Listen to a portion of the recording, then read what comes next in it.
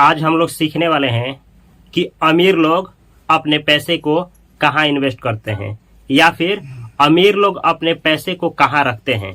जैसे कि आप लोग जानते हैं यह एक फाइनेंशियल सीरीज चल रहा है जिसमें आप लोगों को सिखाया जा रहा है कि कैसे पैसा से पैसा बनाया जाता है। यहाँ पे मैं लिखा हूँ where do the rich invest their money. अमीर लोग अपने पैसे को कहाँ इन्वेस्ट करते हैं या फिर लगाते हैं। तो चलिए देखते हैं, यहाँ पे कुछ लिस्ट है जहाँ पे अमीर लोग पैसा रखते हैं जबकि गरीब लोग ये नहीं जानते हैं, जिसकी वजह से नतीजा ये होता है कि गरीब लोग 2-4 रुपये के लिए पूरा जिंदगी भर खटते खटते मर जाते हैं, लेकिन पैसा से पैसा नहीं बना पाते हैं। जैसे कि यहाँ पे मैं लिखा हूँ, पहला नंबर है स्टॉक्स एंड इक्विटीज। अमीर लोग जो होते हैं वो स्टॉक्स एंड इक्विटीज इन दोनों में पैसा लगाते हैं। जैसे पब्लिकली ट्रेडेड स्टॉक्स, जो पब्लिक होता है ऐसे स्टॉक्स में पैसा लगाते हैं। अब ये पब्लिक स्टॉक क्या होता है, तो कई तरह का कंपनी होता है। जैसे पब्लिक कंपनी होता है, प्राइवेट कंपनी होता है। पब्लिक कंपनी जो होता है उसमें आप भी चाहे तो उसका इक्विटी यानी शेयर खरीद सकते हैं। तो अमीर लोग जो होते हैं वो पब्लिक जो कंपनी होती है जो NSE या BSE पे रजिस्टर्ड होती है उसका इक्विटी खरीदते हैं। अगला है प्राइवेट इक्विटी। कोई प्राइवेट कंपनी है जिस पे नजर रखते हैं अमीर लोग कि ये प्राइवेट जो कंपनी है जब पब्लिक जाएगी यानी जब यह अपना शेयर लोगों में लाएगी तो इसका दाम जो है बढ़ जाएगा। उस समय यह मुनाफा कमाने के लिए, प्रॉफिट अर्न करने के लिए अमीर लोग जो होते हैं वह प्राइवेट कंपनी का जो इक्विटी होता है, शेयर होता है, उसको ओन करते हैं यानी खरीदते हैं। या फिर इनका मकसद होता है कि यह जो प्राइवेट कंपनी है जब पब्लिक जाएगी तब तक इसका ज़्यादा से ज़्यादा शेयर हम खरीद ले कि हम इसका मालिक यानी ओनर बन जाएंगे। तो ये लोग पब्लिक कंपनी जो होता है उसका शेयर खरीदते हैं, प्राइवेट कंपनी का भी इक्विटी यानी शेयर खरीदते हैं। अगला है दूसरा नंबर रियल एस्टेट। अमीर लोग जो होते हैं रियल एस्टेट में इन्वेस्ट करते हैं और 1-2 हज़ार रुपया नहीं, 10,000 लाख ऐसे लाखों करोड़ों में, 1,000 करोड़, 2,000 करोड़, 10,000 करोड़, 20,000 करोड़ ऐसे अमाउंट इन्वेस्ट किया जाता है रियल एस्टेट में। यहाँ तक कि अमीर लोग जो होते हैं टैक्स बचाने के लिए भी रियल एस्टेट में लेन देन करते हैं या बिजनेस करते हैं या फिर रियल एस्टेट को खरीदते हैं। अब रियल एस्टेट में कई तरह का रियल एस्टेट है, आपको कुछ समझाना चाहेंगे, बोर्ड पे ध्यान देना है। यहाँ पे लिखा गया है रेसिडेंशियल रियल एस्टेट। पहले रियल एस्टेट होता क्या है? रियल एस्टेट का मतलब होता है जमीन, भूमि, लैंड, ये सब इसका अर्थ होता है। तो यहाँ पे लिखा गया है कि एक होता है रेसिडेंशियल रियल एस्टेट यानी ऐसा रियल एस्टेट जहाँ पे यह मकसद से जमीन खरीदा जाए यानी रहने के लिए, ऐसा एरिया जहाँ पे लोग निवास करें, अपार्टमेंट्स बनाना हो, घर बनाना हो, रूम रेंट पे चढ़ाना हो, जमीन खरीद करके रूम बना करके किसी को किराए पे दे दिए, ऐसे जमीन जगह को बोला जाता है रेसिडेंशियल रियल एस्टेट। यानी ऐसा भूमि जहाँ पे घर बना करके किसी को किराए पे दे सकते हैं या घर बना करके खुद ही रह सकते हैं, वैसे लैंड को, ऐसे जगह जमीन को बोला जाता है रेसिडेंशियल रियल एस्टेट। अमीर लोग जो होते हैं यह देखते हैं, ढूंढते हैं कि कहाँ ऐसा जमीन है जो भविष्य में उसका दाम बढ़ेगा या फिर कहाँ ऐसा जगह जमीन है जहाँ पे भविष्य में सरकार वहाँ कार्य करेगी। सरकार कार्य करने का मतलब यह हुआ कि कोई ऐसा जगह जमीन है जहाँ सरकार जो है वहाँ पे कोई स्कूल खुलवाने वाली है सरकारी, या फिर कोई रेलवे स्टेशन वहाँ से गुजरने वाला है, या फिर सरकार का कोई बिजनेस वहाँ आने वाला है। इससे होगा क्या, उस जमीन का दाम जो है रातों रात बढ़ जाएगा। तो इन लोगों के नज़र में यह हमेशा इस पे फोकस रखते हैं कि कहाँ रेसिडेंशियल रियल एस्टेट है और इनको बेहतर मिलता है रियल एस्टेट, तो ये खरीद लेते हैं। जैसे कि कोई भी रियल एस्टेट खरीदने से पहले ये लोग एक कैप रेट होता है, कैप रेट के बेस पे ये लोग कौन सा रियल एस्टेट अच्छा है, कौन सा रियल एस्टेट खराब है, ये तुलना करते हैं। आगे आप लोगों को कैप रेट क्या होता है, रियल एस्टेट कैसे फाउंड आउट किया जाता है, कैसे बेहतर से बेहतर रियल एस्टेट चुना जाता है, सब कुछ सिखाया जाएगा। तो ये रियल एस्टेट में कमर्शियल रियल एस्टेट। अगला है कमर्शियल रियल एस्टेट। रेसिडेंशियल का मतलब हुआ रहने के लिए या फिर रूम रेंट पे चढ़ाने के लिए। अगला होता है commercial real estate. Commercial real estate क्या होता है? तो ऐसा रियल एस्टेट जहाँ पे कोई कंपनी खोला जाएगा, भविष्य में कंपनी खोली जाएगी, या फिर ऑफिस बिल्ड करना हो, ऑफिस वहाँ पे बनाना हो, किसी कंपनी को खोलने के लिए वहाँ ऑफिस ले सकते हैं, या फिर रिटेल प्रॉपर्टी जैसे स्टोर खोल सकते हैं, कोई दुकान शॉपिंग खोल सकते हैं। ये सब शॉपिंग, दुकान, मॉल, ऑफिस खोलने के लिए जिस जगह का यूज किया जाता है उस जगह जमीन को कमर्शियल रियल एस्टेट कहा जाता है। तो अमीर लोग जो होते हैं कमर्शियल रियल एस्टेट को खरीदते हैं। अगला है आपको इंडस्ट्रियल रियल एस्टेट। इंडस्ट्रियल का मतलब क्या होता है? ऐसा जगह जमीन जहां इंडस्ट्री बैठने वाली हो, कोई इंडस्ट्री खुलने वाला हो, चाहे वो सरकारी हो चाहे वो प्राइवेट हो, ऐसे जगह जमीन को ये लोग खरीदते हैं। तो ये है इंडस्ट्रियल रियल एस्टेट। जैसे कोई मैन्युफैक्चरिंग फैसिलिटीज, जैसे कोई वहाँ पे कंपनी खोलने वाली हो, कोई इंडस्ट्री आने वाली हो, मैन्युफैक्चर करने वाली हो, मोबाइल का मैन्युफैक्चर, मेटल का मैन्युफैक्चर, किसी चीज़ का मैन्युफैक्चर करने वाली हो, प्रोडक्शन करने वाली हो, तो ऐसे जहाँ इंडस्ट्री स्थापित होने वाली हो उस जगह जमीन को बोला जाता है आपको इंडस्ट्रियल रियल एस्टेट। अमीर लोग इंडस्ट्रियल रियल एस्टेट को खरीदते हैं, पहले ही खरीद लेंगे। जब वहाँ इंडस्ट्री कोई स्थापित होने वाली हो उससे पहले ही खरीद लेंगे, और जब इंडस्ट्री स्थापित होगी तो उसको हाई प्राइस पे बेच देंगे, यानी सेल कर देंगे। तो ये होता है। अगला है एक रियल एस्टेट का ही एग्रीकल्चरल रियल एस्टेट, यानी फार्मर लैंड।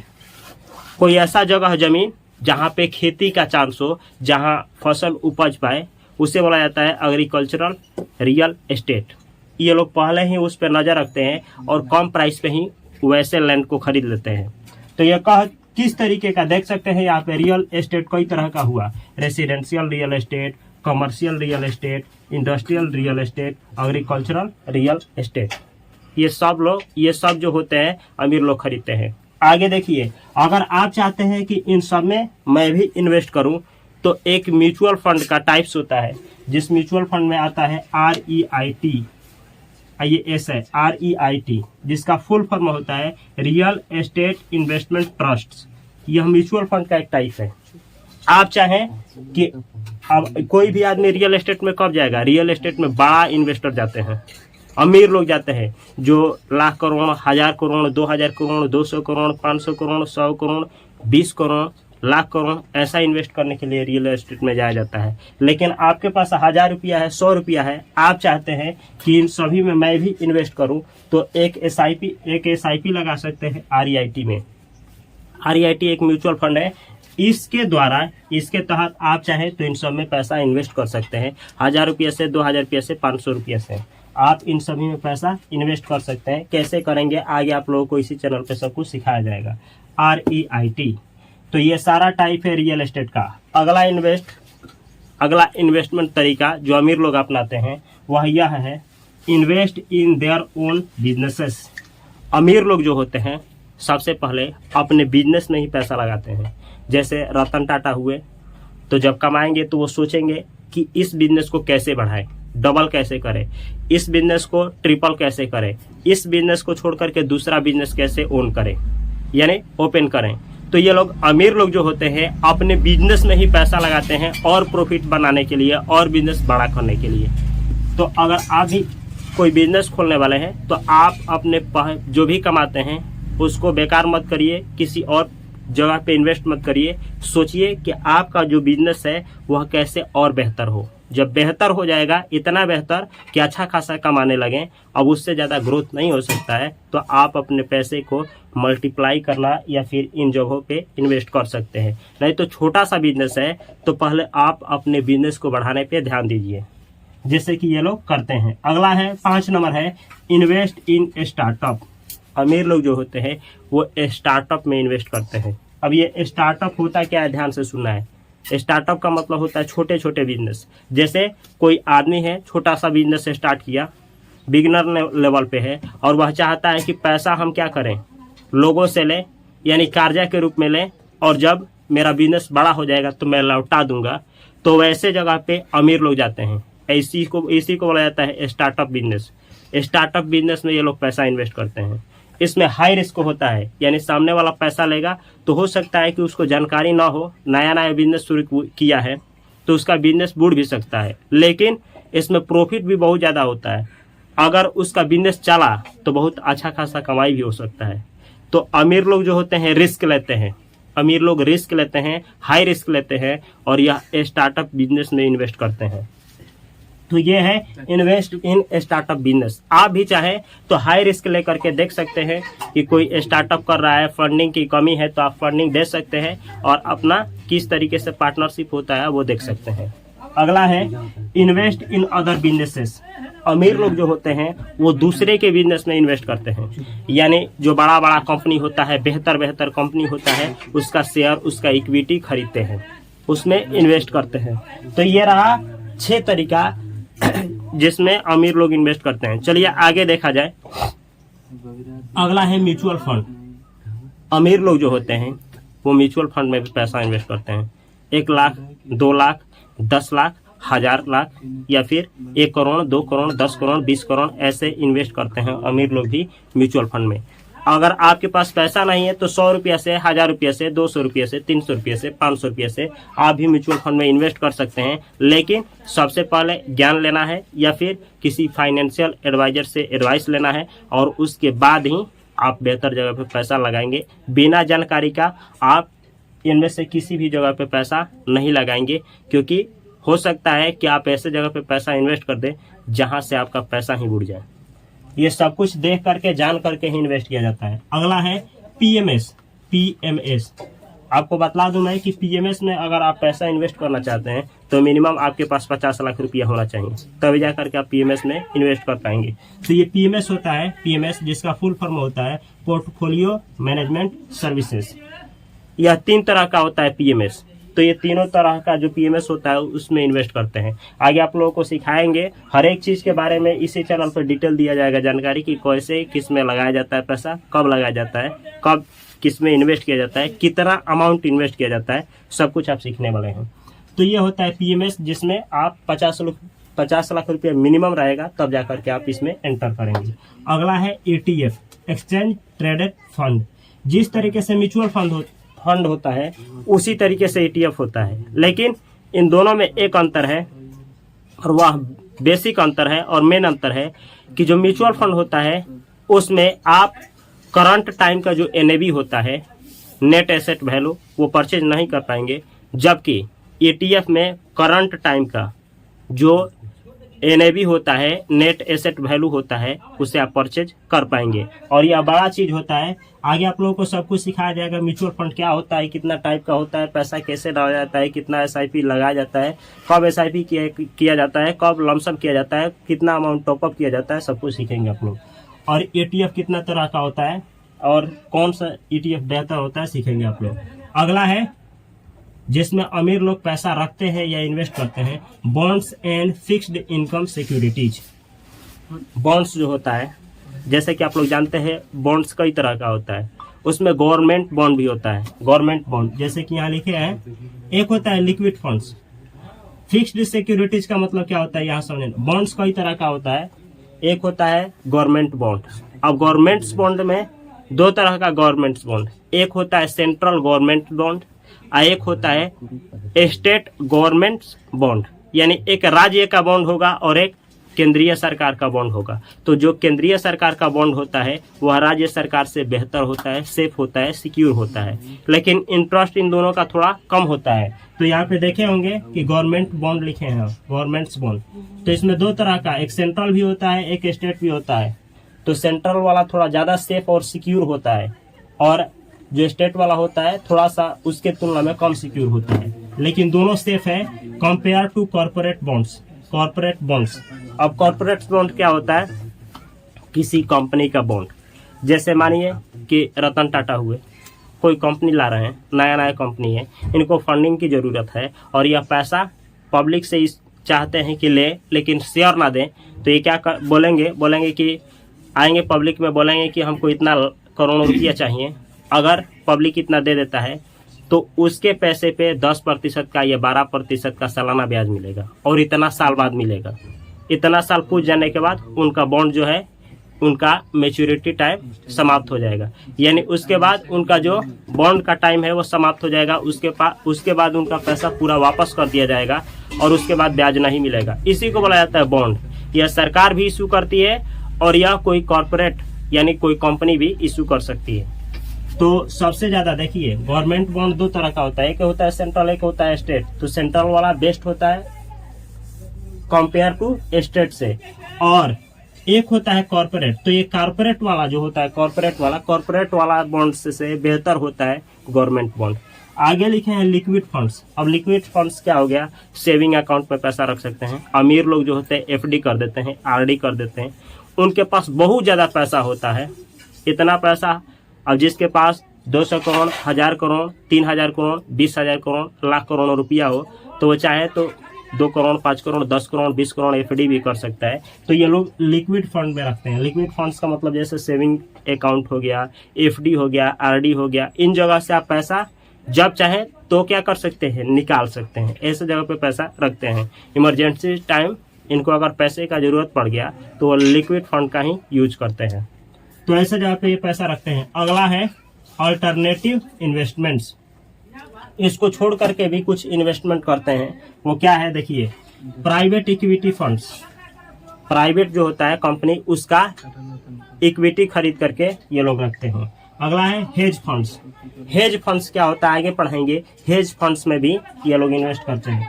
अगला है वेंचर कैपिटल। अब ये वेंचर कैपिटल क्या होता है ये भी आप लोग सीखेंगे। इसमें भी अमीर लोगों का पैसा होता है। अगला है 12 number commodities and natural resources. अब ये है क्या, कमोडिटीज एंड नेचुरल रिसोर्सेज क्या है, इसमें अमीर लोगों का पैसा होता है। तो ये है gold and other precious metals. Gold यानी अमीर लोग सोना खरीद के रखते हैं। अब सोना में दो तरह का सोना होता है। एक आप लोग फिजिकल गोल्ड रख सकते हैं। फिजिकल मतलब जिसे छुआ जा सके, हाथों में पहना जा सके, शरीर में पहना जा सके, तो इससे आप लोग खरीद सकते हैं। और एक होता है डिजिटल गोल्ड।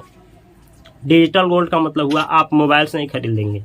तो अमीर लोग जो होते हैं फिजिकल गोल्ड भी खरीद करके रखते हैं और डिजिटल गोल्ड भी खरीद करके रखते हैं। अब डिजिटल गोल्ड में भी जाइएगा तो कई तरह का गोल्ड होता है। एक सोवरन गोल्ड होता है, सोवरन बॉन्ड गोल्ड, मतलब सोवरन करके है गोल्ड। ये सोवरन गोल्ड जो होता है जिसपे आपको 2.5% एनुअली इंटरेस्ट मिलता है कंपेयर टू अन्य गोल्ड से, जो कि सेफ होता है, सरकार द्वारा इशू किया जाता है, सरकार द्वारा इसको सेल किया जाता है। तो सोवरन गोल्ड बॉन्ड आप खरीद सकते हैं। और जान करके ही खरीदना चाहिए, आपको जानकारी लेना है उसके बाद ही खरीदना है। तो ये लोग सोवरन गोल्ड बॉन्ड खरीदते हैं, या फिर डिजिटल गोल्ड बॉन्ड जो होता है वो खरीदते हैं, या फिर ETF होता है, ETF गोल्ड का ETF होता है, उसमें पैसा लगाते हैं। म्यूचुअल फंड भी गोल्ड का होता है, उसमें भी पैसा ये लोग इन्वेस्ट करते हैं। तो गोल्ड खरीद लेते हैं। और प्रीशियस मेटल्स हो गया। प्रीशियस मेटल्स मतलब बहुत सारे धातु होते हैं जो कीमती होते हैं, जैसे हीरा हो गया, धातु अधातु जो महंगे होते हैं, जैसे सोना हो गया, चांदी हो गया, हीरा हो गया, डायमंड्स, ये लोग खरीद करके रखते हैं, अपने पैसे को वहां पे इन्वेस्ट करते हैं। अगला है ऑयल एंड गैस। ऑयल यानी तेल, एंड और गैस यानी गैस। ये लोग तेल जैसे क्रूड ऑयल हो गया, क्रूड ऑयल जिसका यूज किया जाता है गाड़ियों में, डीजल पेट्रोल बनाने के लिए क्रूड ऑयल का इस्तेमाल होता है। बहुत महंगा होता है। अगर क्रूड ऑयल का दाम बढ़ेगा तो डीजल पेट्रोल का भी दाम बढ़ जाता है। अगर क्रूड ऑयल का दाम घटा तो डीजल पेट्रोल का भी दाम घट जाता है। तो ये लोग क्रूड ऑयल खरीद करके रखते हैं, ऑयल खरीद करके रखते हैं। गैस जो होता है कीमती गैस, उसको भी खरीद करके रखते हैं।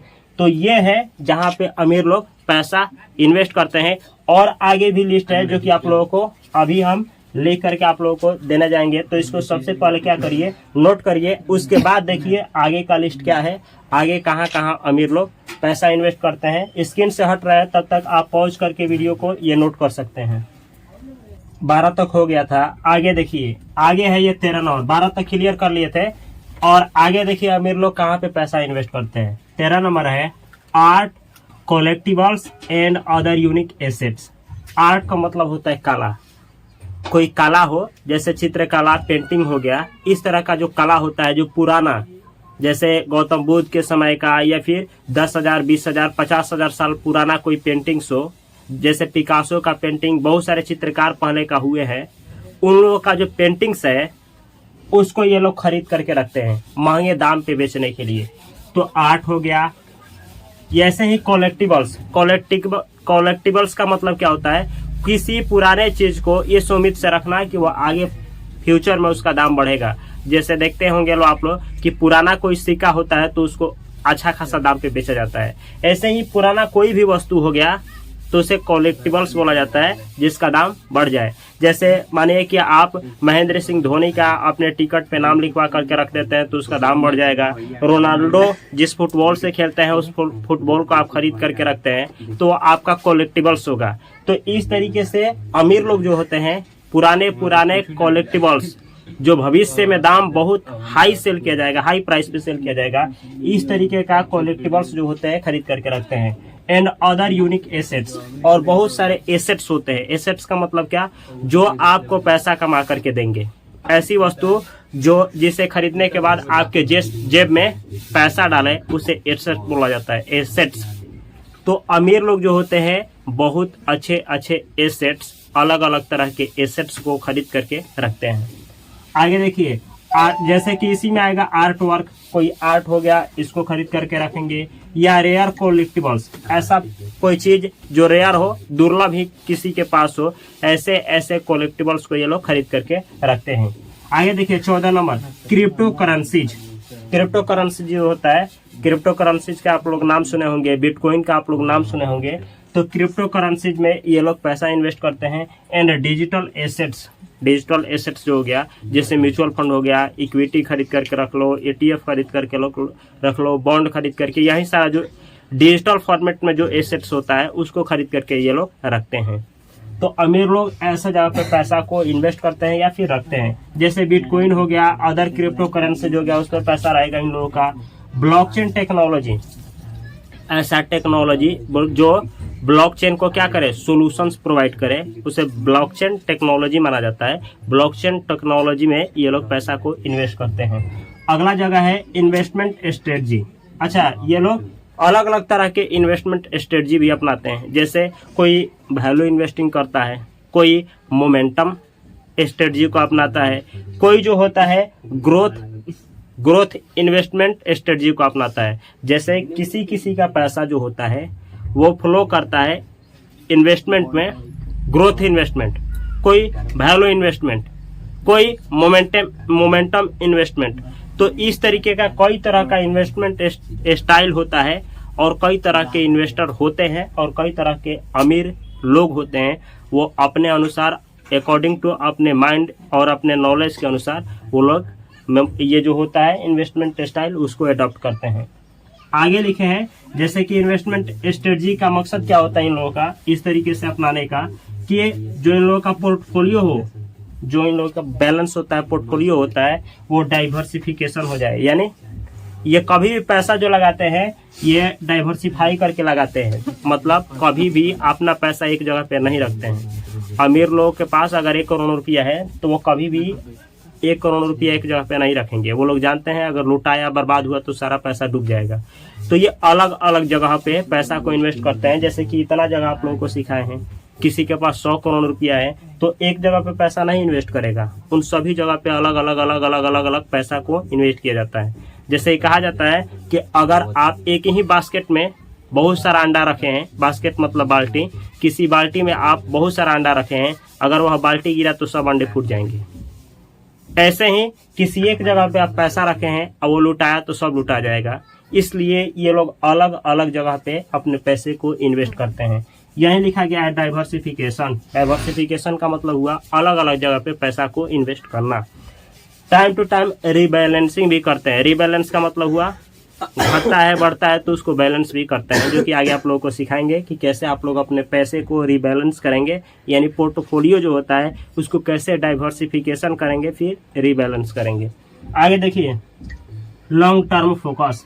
इन लोगों का जो माइंड होता है लॉन्ग टर्म फोकस रहता है, मतलब कभी भी ये शॉर्ट टर्म के लिए इन्वेस्टिंग नहीं करते हैं, लंबा समय के लिए, 10 साल के लिए, 20 साल के लिए, 25, 30, 50 साल के लिए, 80 साल के लिए, 100 साल के लिए दिमाग में फिट करके ये लोग इन्वेस्टिंग को अपनाते हैं, इन्वेस्टिंग स्टाइल को अडॉप्ट करते हैं और इन्वेस्टमेंट शुरू करते हैं।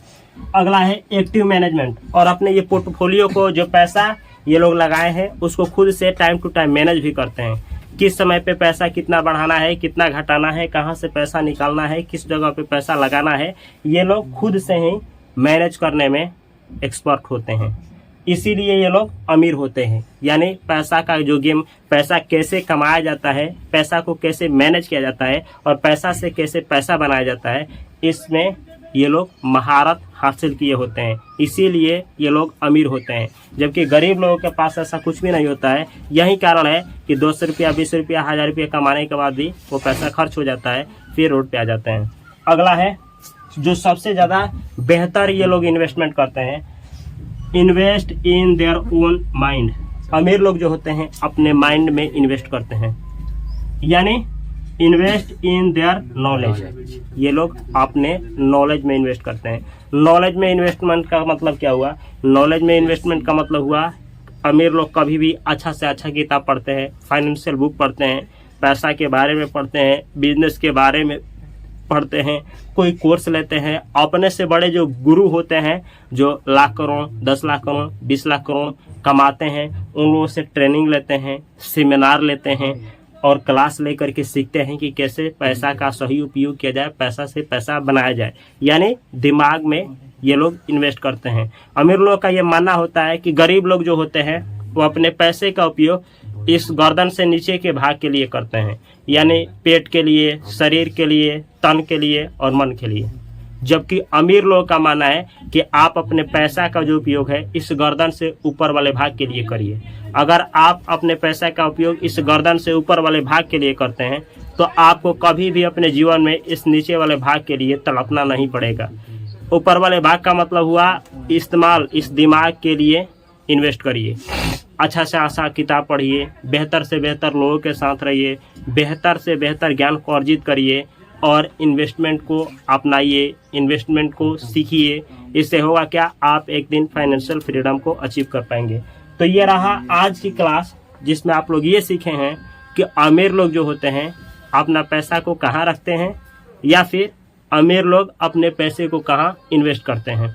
आगे आप लोग ऐसे ही बहुत सारा जानकारी प्लस में फाइनेंशियल कोर्स, जिसे बोला जाता है फाइनेंशियल एजुकेशन कोर्स, वो पूरा 100 दिनों का चलने वाला है। तो इस चैनल को सब्सक्राइब कर सकते हैं और इस चैनल पे जो भी वीडियो अपलोड किया गया है वो जा करके प्लेलिस्ट से देख सकते हैं। इसी तरह से वीडियो देखने के लिए आप सभी को बहुत सारा प्यार। अगर यह वीडियो अच्छा लगा है तो अपने भाइयों के साथ अवश्य शेयर करें, क्या पता किसी का दिमाग खुल जाए और खुलने के बाद सही रास्ते पे आ जाए। और अगर दिमाग खुला, सही रास्ते पे आया, तो हो सकता है कि उसका परिवार का पूरा जो गरीबी है हमेशा हमेशा के लिए मिट जाए। तो ऐसे ही इस वीडियो को शेयर करिए। मिलता हूं मैं अगली वीडियो में, तब तक के लिए आप सभी को love you, all the best, thanks for watching this video.